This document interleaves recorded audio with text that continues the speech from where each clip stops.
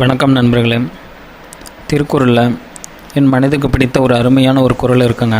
வெள்ளத்தனைய மலர் நீட்டம் மாந்தர்தம் உள்ளத்தனையது உயர்வு. இந்த குறளோட பொருள் விளக்கம் பார்த்திங்கன்னா, அதாவது மலர் நீட்டம்னா ஒரு மலருடைய காம்புங்க, நீர்நிலைகளில் இருக்கக்கூடிய பூக்கள்ங்க. உதாரணத்துக்கு குளத்தில் பார்த்திங்கன்னா தாமரை, அல்லி, ஆம்பல் என பலவிதமான பூக்கள் இருக்குங்க. அந்த குளத்தில் கொஞ்சமாக தண்ணி இருக்கப்ப அதனுடைய தண்டும் கம்மியாக இருக்கும். திடீர்னு ஒரு நைட்டில் மழை பெஞ்சு அந்த குளத்தோட தண்ணீர் பார்த்திங்கன்னா திடீர்னு ஏறிடும். தண்ணீர் ஏறினதுக்கு தகுந்த மாதிரி பார்த்திங்கன்னா அந்த மலர்காமும் ஏறிடுங்க. அது தண்ணியில் மூழ்கி போகாது.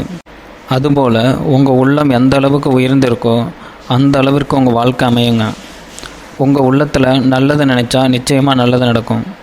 அதாவது வள்ளுவர் என்ன சொல்கிறாருன்னா, பரந்த மனம் ஒரு மனிதனுக்கு இருக்கணும்னு சொல்கிறாருங்க. அதாவது குறுகிய புத்தி இல்லாமல் பிராட் மைண்டாக இருக்குன்னு சொல்கிறாரு. பரந்த எண்ணம், பரந்த செயல்கள் உடையவராக இருந்தால் நிச்சயமாக அவங்களுடைய வாழ்க்கையில் உயர்வு பெறுங்க. இதைத்தான் தமிழில் எண்ணம் போல் வாழ்க்கைன்னு சொல்லுவாங்க. எண்ணம் போல் வாழ்க்கை அப்படின்னு சொல்லுவாங்க. ஒருத்தன் மனசு எப்படியோ அந்த மாதிரி தான் அவனுக்கு வாழ்க்கை அமையும்.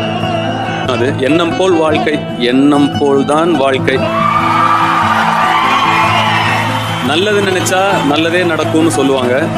அடுத்தவங்களுக்கு நல்லது நினைச்சா நமக்கு இன்னும் ரொம்ப நல்லது நடக்கும்.